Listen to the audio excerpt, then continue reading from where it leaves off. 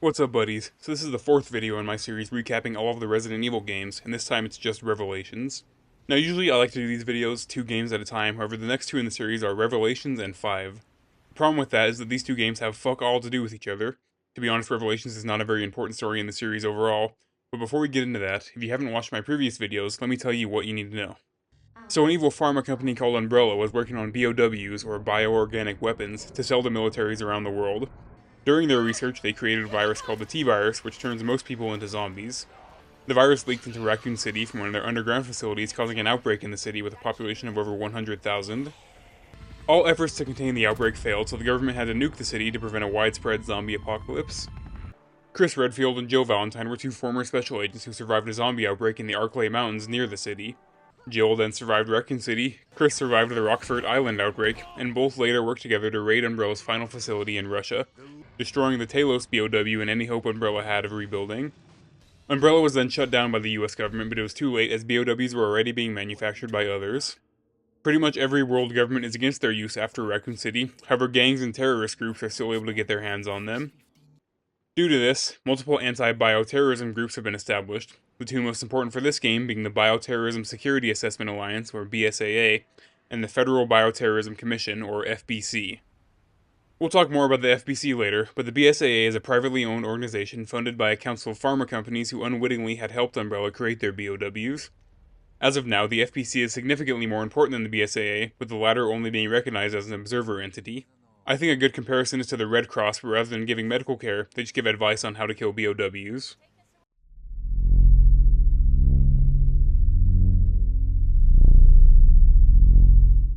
Anyway, Chris and Jill both join the BSAA, and the game begins with Jill and her partner, Parker Luciani, on a boat. These 2 BSAA agents are in the Mediterranean approaching a massive stranded cruise ship called the Queen Zenobia. Jill and Parker board the ship and we learn what they're doing here. Chris and his partner Jessica Sharawat were sent to the ship on a mission, however they went missing around 94 minutes ago. Parker and Jill make their way inside to find the ship a mess of dead bodies and strange slime. Not far in, they see something climb into the vents, leaving a massive trail of slime as it does. I can't help but think of the hagfish, which can produce so much slime that pictures like this exist. The thing can be seen squirming its way through the vents as the 2 push deeper into the ship. Eventually they find a grate on the floor filled with somebody's guts. Jill reaches in, no gloves or anything, and pulls out a gun with the arm still attached. As they gape at the arm, the creature from the vents emerges behind them, and we find it to be this kind of fish or maybe slug zombie. These are called the ooze, because they constantly secrete that slime we saw everywhere on the ship. They can attack with their big mutated hands, but also this extendable esophagus. Pretty gross, but nothing Jill hasn't dealt with before. Now, RE Revelation is separated into 12 different episodes with multiple chapters in each, so there's going to be a lot of cutting around and to different characters, but just go with it, bro. So we cut to a news report talking about a bioterror attack on a futuristic city called Terragrigia. Terragrigia is what they call an aquapolis, a floating city powered entirely by a massive solar energy satellite. This game takes place in 2005, by the way. They're very far ahead of us in this universe. It reminds me of Black Ops 2, where in 2025 we're supposed to have all this crazy tech, but we really haven't advanced much since 2012 when that game came out.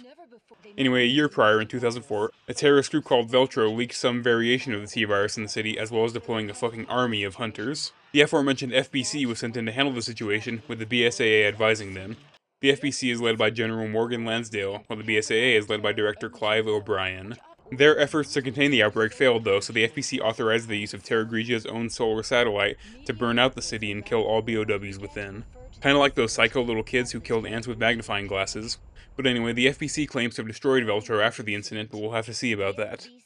We'll talk more about the FBC and Veltro in a minute, but for now we cut to a few hours before Jill and Parker arrived at the Queen Zenobia. They're on a beach near the ruined aquatic city, meeting Director O'Brien. A couple of globsters have washed up on the beach, except this time, rather than being a super rotted whale, they're big lumps of flesh. Jill and Parker can use this little Genesis scanner to scan the bodies and identify what they are. Gameplay-wise, when you scan enemies with this, it gives you healing items after enough scans. Once again, Jill raw dogs her hand into a strange corpse, this time pulling out a small red vial. O'Brien takes it to be analyzed, while Jill scans the rest of the flesh scattered around the beach. As they return to Clive, he gets a phone call telling him about Chris's disappearance. Chris and Jessica were supposed to be in the mountains somewhere chasing Veltro, but they somehow ended up on that ship. We then go back to the present with Jill and Parker on the ship continuing the search for Chris and Jess. Jill actually finds him not far in, tied to a chair and unresponsive, but the door is locked.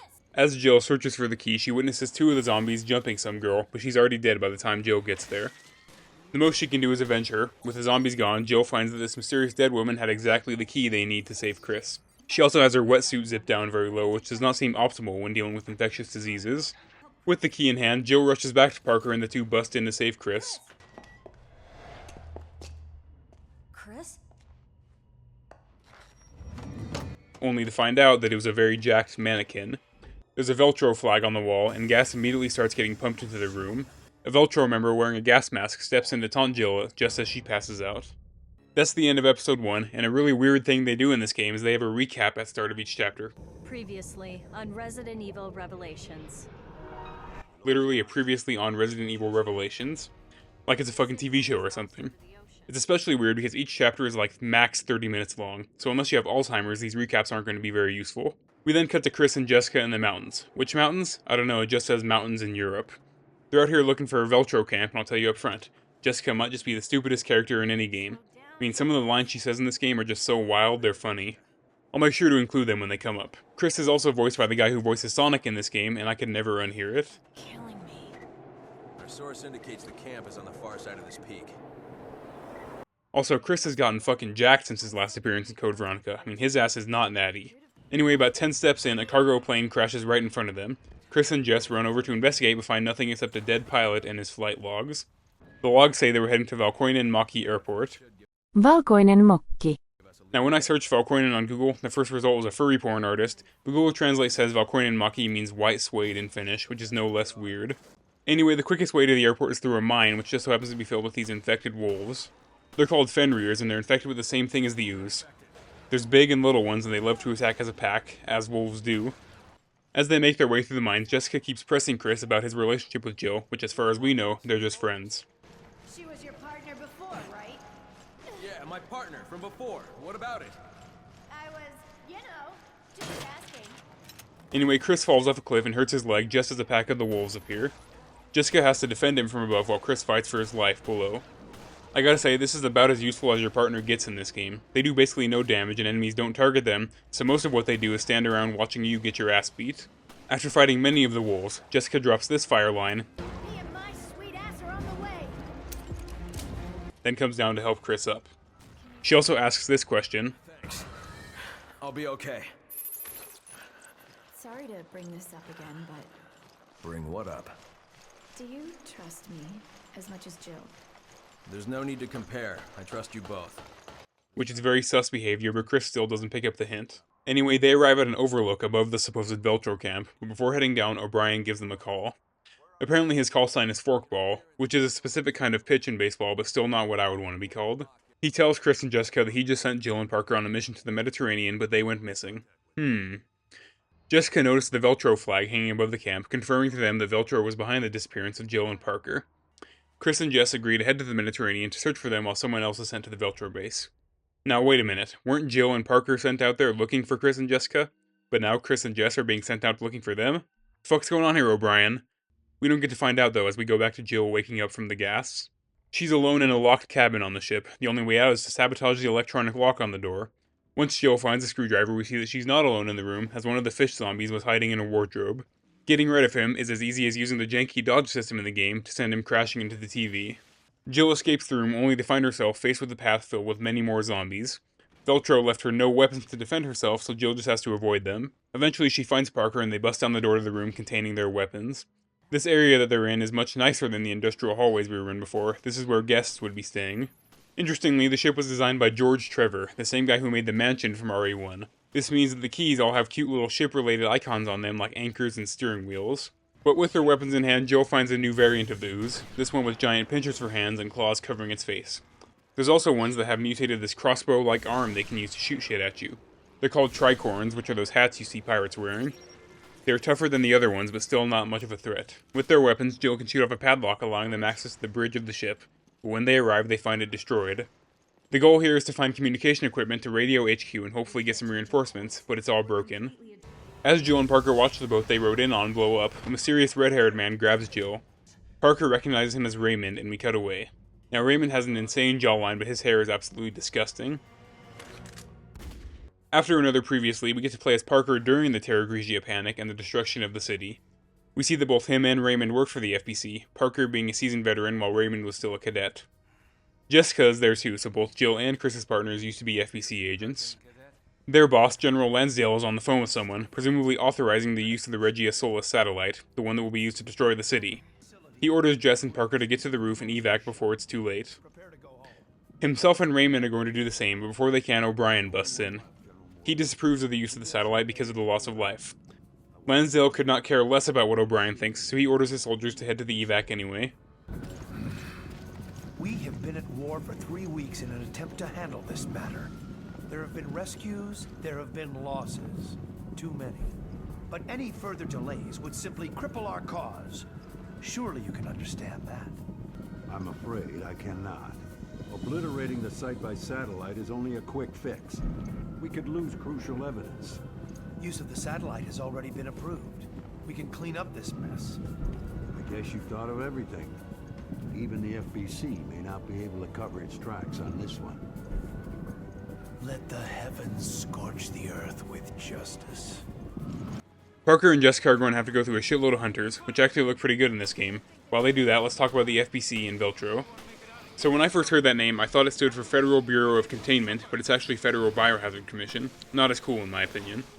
So the FBC was founded as a part of the National Biological Defense Act, which is very similar to many real-world acts that are about defense against biological threats. That ranges from natural pandemics to biological weapons, which are very popular in Resident Evil. Now the weird thing about the FBC is that you can find a note saying that they were founded under the National Species Protection Act. It also says that the FBC chair will be appointed by the Wildlife Protection Committee, and later says that they were part of the National Animal Protection Community. Like what the hell, are they park rangers or something? As far as I can tell, this is just a crazy mistranslation from the original Japanese, which talks about national security and biological defense. I don't know how you mistranslate National Biological Defense Community to National Animal Protection, but whatever, let's just ignore that. Now let's talk a little more about Veltro. So the name is actually Il Veltro, which means the Greyhound in Italian. Now greyhounds are not very intimidating dogs, so why would they choose this as their name? Well, it all comes from a line in Dante's Inferno, which is quoted very often in this game. The line is, "Until the greyhound comes, who shall make her perish in her pain?" The she being referred to as a she-wolf in the story, and is supposed to represent greed and avarice, or maybe the Pope. I don't know, I'm not your English teacher. The greyhound is supposed to represent salvation and honorable values, or maybe specific figures like Dante's patron, or maybe the Holy Roman Emperor. Anyway, Veltro apparently liked this passage, as their flag has a greyhound on it and all. Veltro believed that Terragrigia was just a massive symbol of mankind's greed and hubris, like the she-wolf, so they decided to be the greyhound and wipe it off the earth. Anyway, Parker and Jessica fight past probably 500 hunters until they can catch an elevator to take them to higher floors.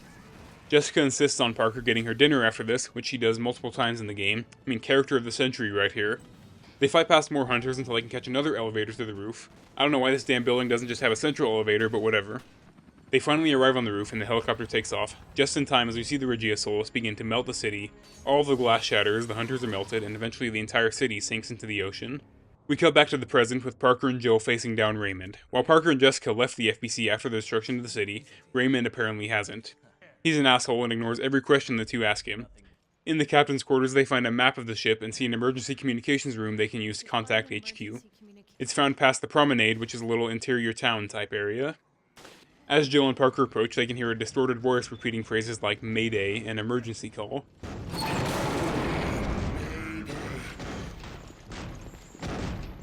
This is the Queen Zenobia. The source of this turns out to be this massive enemy. There are these big blobby things with a circular saw for an arm that they can use to one-shot you. This guy was the comms officer before being infected, and these enemies are called Skag Deads.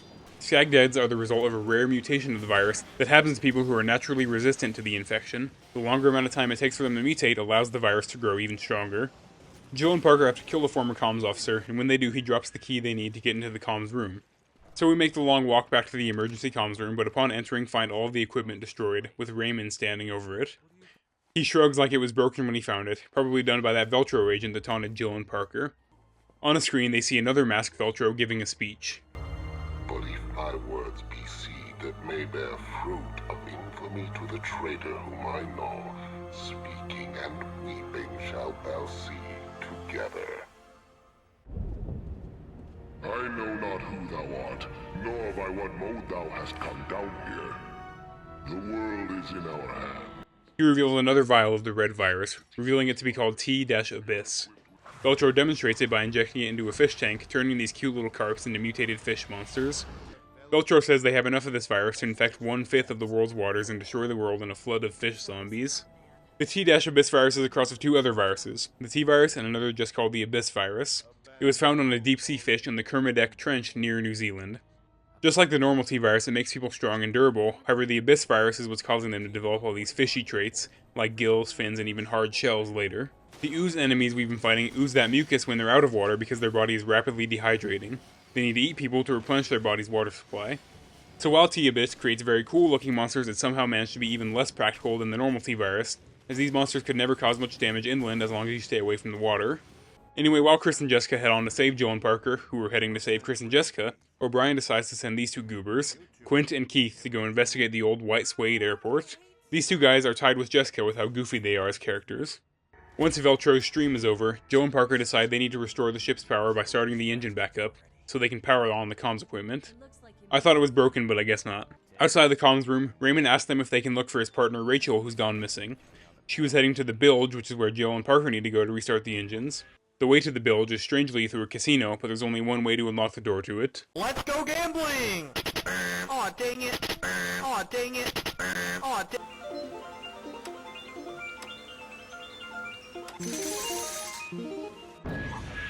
Now that Jill has a gambling addiction, the two arrive at a freight elevator that goes down to the bilge, but unfortunately it needs a key to run. Jill says they should look for it while Parker's like, Okay, I'll check around here, see if it turns up. I mean, come on man, you think it's just gonna pop out at you? The logical place to look for the key would be on Rachel's body, and Jill believes that the girl she saw get mauled by fish zombies earlier might be Rachel. However, when Jill goes back to investigate the body, it's no longer there. We can find a journal that goes into some pretty gruesome detail about how Rachel's transformation went. First one of her eyes fell out, then one of her arms split into two, and I think the reason I found it so disturbing is because she writes so casually about it. She's just like, yep, my arm split in half, shit happens, man. As soon as we read her journal though, the transformed Rachel appears in the flesh. Her arm has indeed split in two, and her face is now covered by a tentacle. This next section has us fighting Rachel at various points, the whole time she's whispering shit like, tasty morsel. Rachel is tough as shit, and the most you can do is drive her off at various points until eventually downing her with the light help of Parker. She drops the key when defeated, so Jill and Parker can descend into the bowels of the Queen Zenobia. While they descend on the elevator, we cut to the two goobers from before. These characters are goofy both because of their personalities, but mostly because of the stupid-ass music that plays each time you play one of their chapters. It's freezing. Jackass here! We arrived at Valcoinen Mock Airport. Also, their call signs are Jackass and Grinder. Like fucking Grinder like the gay dating app. Jackass is the nerdy guy, Quint, and Grinder is the other guy, Keith. We play as Keith. Anyway, Jackass and Grinder here meet up with the BSAA soldiers that secure the facility and decide to breach an underground facility. They then have this insane offhanded conversation about Quint stalking Jessica before they breach the facility. So, you followed Jessica home. You know where she lives now? Almost. I had her until the very end, but I lost her near the... Hey! You think I'm a stalker, don't you? You said it. Come on, let's go. There's no one inside and they eventually reach a surveillance room. They first see footage of the plane crash. It crashed because it was swarmed by these spiked hunters. The entire time they watch this, we get to hear their dumbass commentary over it. Is that in here? It certainly looks like that. Whoa! What the hell is it? It's a poltergeist! They then switch cameras inside the facility showing a live Veltro agent getting attacked by the Invisible Man and killed. The Veltro agent drops something, so Grinder and Jackass need to go and pick it up. When they enter the room, the invisible monster is either gone or not interested in them. They find that the Veltro agent dropped a USB dongle with a security token on it, allowing them to access the data from the crashed plane. We'll see more from that later, as it's back to Jill and Parker as they arrive in the bilge. They're down here to restart the engines, but they find that the ship has been taking on water pretty quickly. With the engine restarted, they can restore power and lower the bulkheads of the ship, sealing it and preventing any more water from coming in. In the water down here we meet another new enemy type, these small swimmers called sea creepers. I think they look a little like horseshoe crabs, but sea creepers are actually more or less what women become when infected, while the normal ooze are what men become. The reason Rachel didn't become one of these is presumably because she was nowhere near a body of water when she got infected. Along with them, there's also a couple more of those mutant fish we saw earlier. Anyway, to restart the engine, they need 2 keys to turn at once, so Jill has to solve a little steam puzzle to open this massive vault door to find a tiny little key. That seems excessive to me, but once her and Parker turn the engines back on, the doors to the room lock and it begins filling with water. It's either the Veltro laid a trap for them, or they just enjoyed killing their workers. Either way, Jill and Parker can't find a way out and they're on the verge of drowning. Hopefully they'll be alright, but we're back to playing as the dumbasses as they head towards the plane crash. They immediately get attacked by more of those wolves, but that's light work compared to what's next. As they approach the plane, Quentin suddenly trips on air, but it's not just him being stupid this time. Remember earlier when that guy was getting jumped by something invisible? Well, it turns out that Veltro created a new type of hunter that can turn itself completely invisible. These were created by giving normal hunters the T-Abyss virus, and they're not only hard to see, but also much larger and tougher than normal hunters. Quint and Heath get attacked by a gang of the monsters, but eventually clear them out and find a terminal they can use that security key on. The first thing they find are the coordinates to the ship Jill and Parker are trapped on, but it seems like someone else is currently tracking the ship as there's a drone hovering over it. We cut to Chris and Jessica, having received the coordinates to the ship. They board the ship, Jessica wearing this wetsuit with one leg uncovered, again a completely unserious character. Chris and Jill rush past many more enemies until being halted by two of the Skag-Dead enemies at once. One of them drops a key that allows the two to head down into the bilge where we meet another new variation of the ooze. They're these shambling, bloated flesh monsters that explode with gas when you damage them or when they get too close to you. They're probably well on their way already to becoming globsters. Chris and Jessica rush through the notably not flooded bilge and eventually arrive at the engine room only to find it completely empty. No Jill, no Parker, and not a single drop of water in the place. The camera cuts to a map of the ship, revealing it to be the Queen Semiramis, not the Zenobia. By the way, Zenobia was a queen in the Palmyrene Empire in Syria, while Semiramis was an Assyrian queen. Either way, they're clearly on the wrong ship. We cut back to Jill and Parker in the actual ship, and their situation isn't getting any better. It would have been over for them if Jill hadn't discovered a vent at the top of the room with a loose cover. The cover can be pried off using a couple pipes that came loose, allowing Jill and Parker to escape the now completely flooded room. They return to the control room where they can lower the bulkheads to drain the ship of its water. It's not a quick process, but with the power restored, they might finally be able to contact HQ. Except it's never that easy because the antenna on top of the ship is broken. As they head towards it, we cut back to Chris and Jessica talking to O'Brien. They finally realize their fuck up and start searching for the actual Queen Zenobia. Back to Jill and Parker. As they're making their way up, we meet another new enemy type. They pop off the walls as these big tentacled creatures and charge straight at you. If they catch you, they break your spine. They're called wall blisters, and they're a very strange form of a mutated infected barnacle.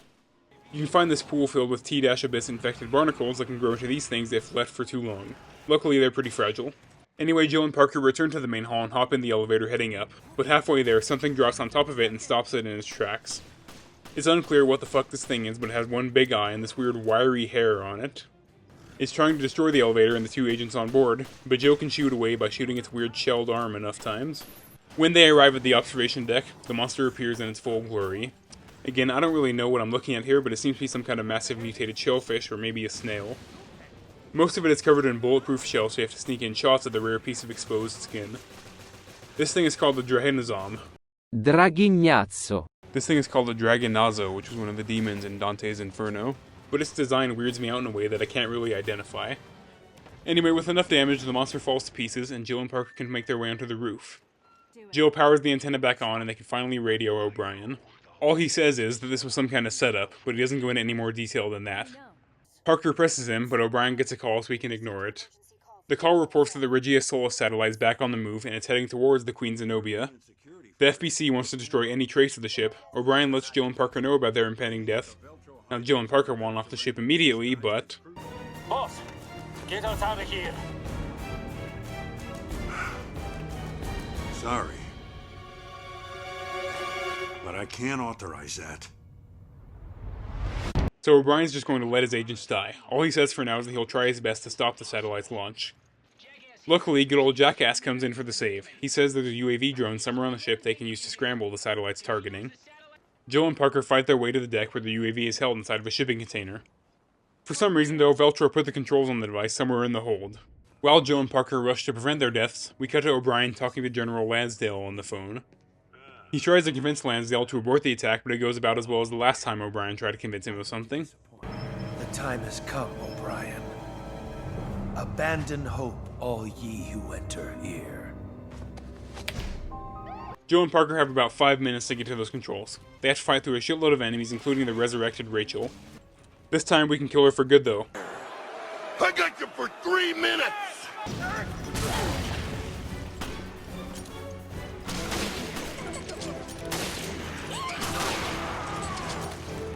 Allowing Jill to launch the UAV into the air, where it deploys some flares, scrambling the Regia Solis. It only kind of works, though, as the heat from the satellite sends a tidal wave crashing onto the ship. We see Lansdale and O'Brien talking again. Lansdale wants to obliterate any trace of Veltro, terror threat or not, but for some reason O'Brien opposes this. O'Brien seems to be searching for some kind of secret that could ruin Lansdale. Back to the ship. The ship is rapidly flooding and her and Parker have to swim their way out of the hole. These underwater sections have you getting harassed by sea creepers while you can't fight back. Great. As they swim, they get a call from Chris saying that he and Jessica are nearly at the ship. Jill's fighting for her life not to drown though, so she can't exactly respond. When her and Parker finally do escape the water, Jill radios Chris, who tells her to meet him in the main hall of the ship. However, when Jill and Parker arrive at the hall, they find the masked Veltro agent waiting for them. We cut to Chris and Jessica approaching the Queen Zenobia on a speedboat, but as they approach, something huge in the water starts to attack their ship. That something turns out to be many of these giant brown worm-looking things. There's tens of them attacking the ship, and Chris and Jess have to keep them at bay using the ship's mounted miniguns. These are definitely some kind of T-Abyss monster, but we don't yet know how they were created. Anyway, you have to shoot them and the little projectiles they shoot at you while the boat approaches the ship. You can kill a couple of them, but they're seemingly endless. Chris and Jessica manage to hold off the worms for long enough to board the ship. As they head to meet Jill and Parker, we cut to them talking to that Veltro agent. He's just about to reveal Veltro's evil plan. The answer to those questions will lead you to an inconvenient truth. You were to have found it, and that...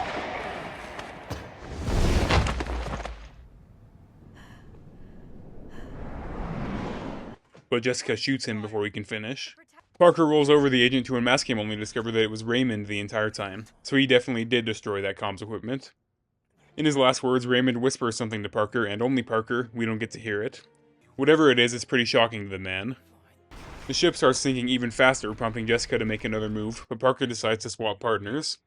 Chris and Joe go to an underground lab to investigate the virus on the ship, while Parker and Jess go to stop the ship from sinking. Using a key Chris got from the identical Semiramis ship, the way to the lab is unlocked, and it's a pretty fancy place for being in the underbelly of a ship. All Jill has to do to get in is register her fingerprint in the system. I mean, it seems like more strict security measures should have been taken, but what do I know? Before they can enter the lab proper, Jill and Chris have to enter separate decontamination rooms.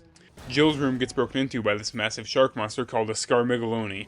Scarmiglione. It's kind of like a T-Abyss version of a hunter. Hunters are made by combining human and reptile DNA with the T-virus. This one is human and shark DNA made with the T-Abyss virus. They have a bulletproof shield and a big sword type thing, but once Jill is released from the tiny chamber, it's no big deal. With the decontamination process finished, Jill and Chris can finally enter the actual lab behind this elaborate vault door. We then cut back to my favorite characters who are freezing their asses off in the mountains. The terminal they were using suddenly loses power. So what the hell did you do?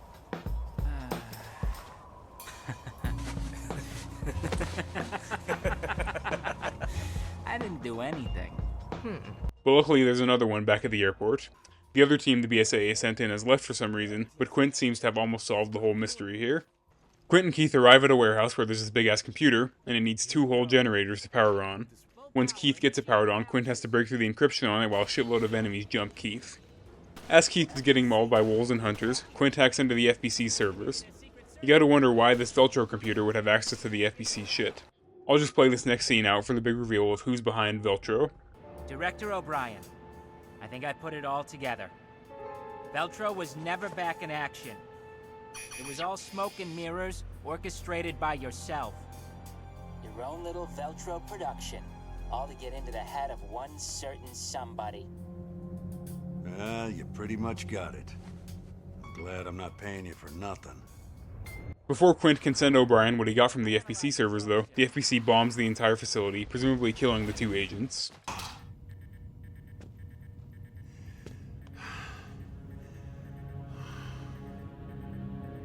What a disaster.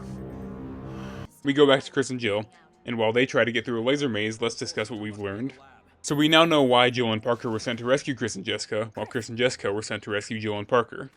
O'Brien made it all up to get them all on the ship where he hopes they'll discover something incriminating on the FBC's director, Morgan Lansdale. But there's a lot we still don't know, like why wouldn't he just tell his agents the plan in the first place? We'll have to find out, but in order to neutralize the virus, Chris needs the central computer's password. Jill heads off to find it. We can see all of this red water in the lab, which has one of those giant worms swimming around in it.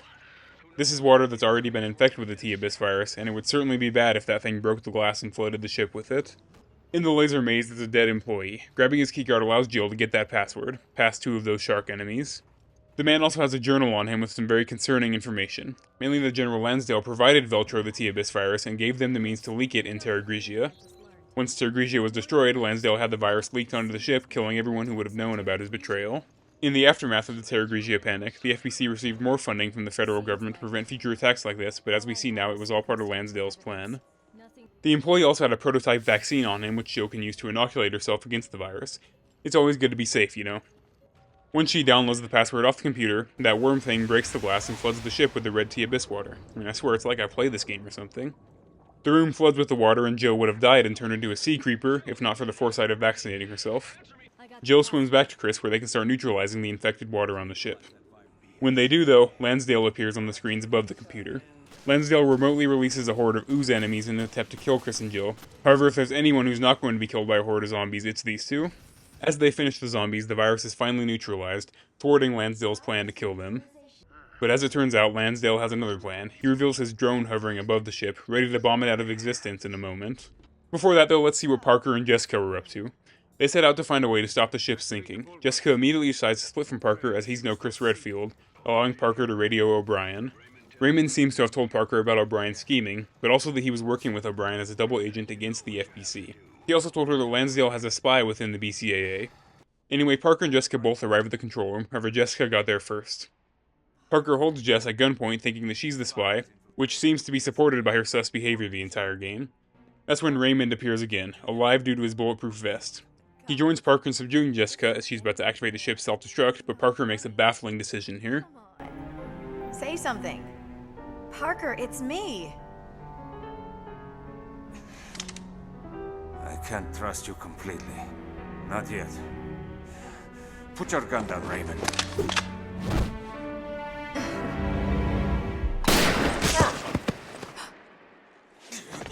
Parker, being a dumbass, allows Jessica to activate the self-destruct and get away. We then see Morgan's drone launch a missile at the ship. It immediately sinks in a flaming mess, but remember earlier how Quint saw a drone above the Semiramis? Well, that was Lansdale's drone. He doesn't actually have one over the Zenobia, which is why he needed Jessica. I don't really get why he threatened Jill and Chris with this drone, only to reveal that it's on the wrong ship. I mean, maybe he just wanted to scare them. Lansdale wishes Jill and Chris a final goodbye as the self-destruct sequence begins destroying the ship. The helicopter that brought Chris and Jessica in is still above the ship, so they have to rush to the foredeck before the entire ship falls apart. In the underbelly of the ship, Jill finds Parker. I have no idea how he got there with a bullet wound, but he tells Jill about Jessica's betrayal. The two limp forward until a walkway collapses under Parker, leaving him hanging over a ledge with only Chris and Jill to pull him up. Now, Parker is a big fella, and he recognizes that they're probably not going to be able to get him up in time, so he lets go of their hands and falls down into the fire below. Chris and Jill have 4.5 minutes to make it to the foredeck past many enemies and falling debris. When they finally do, though, their ride gets smashed by one of those giant worms, and the source of the worms is revealed. A gigantic worm-infested whale. There's another helicopter circling it, but it can't land and pick them up until they get rid of the whale.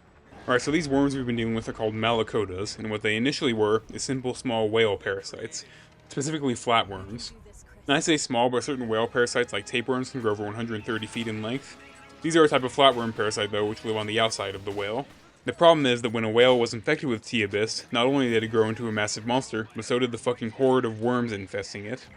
I love this creature's design so much because you just have this massive whale monster sitting there suffering while the worms do all the attacking.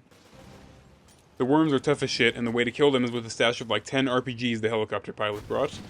Once the 4 worms are down, the whale slumps over and the pilot can finally pick up the 2. It's not dead though, as 6 new parasites emerge from the whale and begin attacking the helicopter. Chris and Joe could just escape now, but they can't let this thing live and spread these giant worms all over the ocean. I love this stage of the fight even more because the whale is just sitting there bleeding out while literally tens of worms emerge from it. Jill and Chris use the mounted guns on the helicopter to destroy the worms, but they just keep coming from multiple holes in the whale's body. They can kill these parasites all day and night, but there's probably hundreds of them in there. The way Jill finally finishes the beast is by shooting a targeted missile straight down its throat, destroying all of the remaining worms at once. Now I doubt that truly killed all of them since we saw multiple swimming freely in the water earlier, but with their host dead, the rest should die soon enough. Jill and Chris radio O'Brien, who tells them the whole story of how he faked Veltro's return. We now have probably the most filler section ever. We play as Parker and Jessica during the Terragrigia panic, but prior to when they evac'd. The chapter shows them rescuing Raymond and escorting him to the command room, where the other chapter would begin. The only important part happens at the end.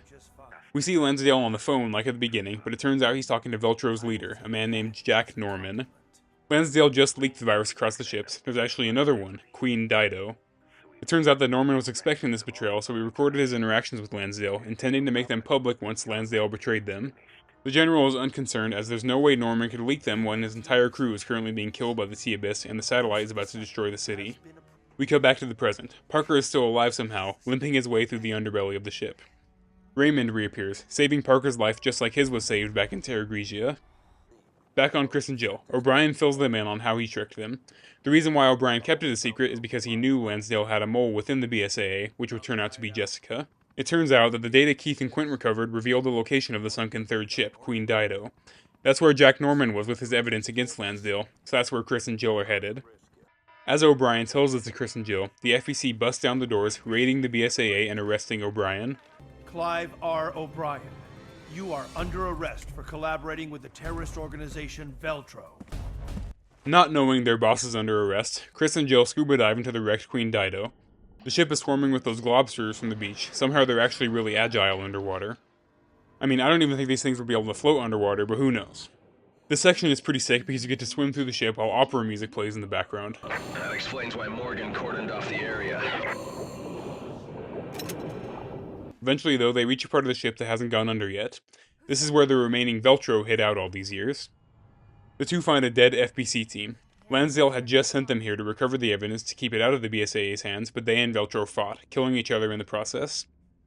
On a table, we can find the remnants of Veltro laid out. Some of them managed to keep their humanity, while many others have begun mutating already.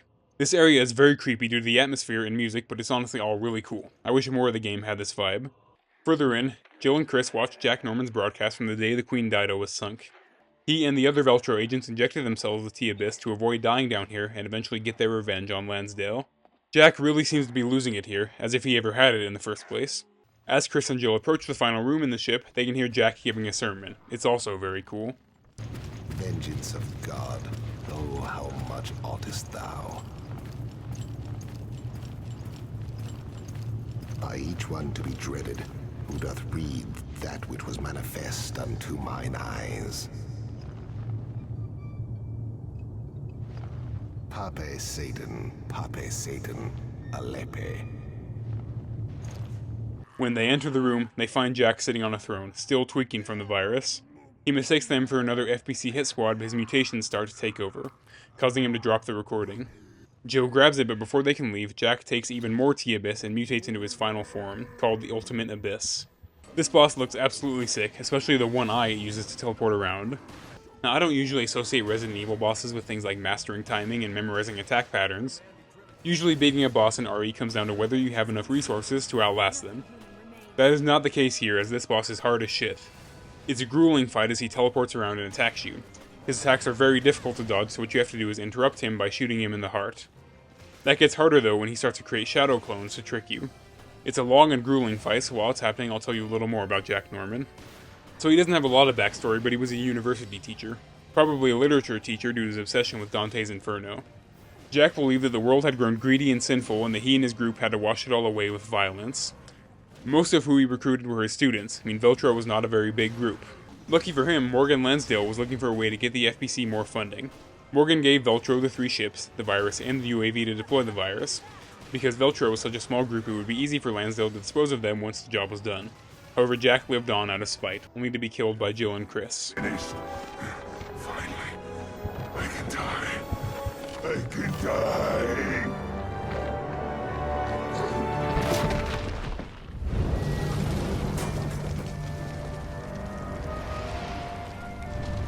With the evidence in hand, Jill and Chris transmit it back to the FBC headquarters where it's displayed to the entire SWAT team.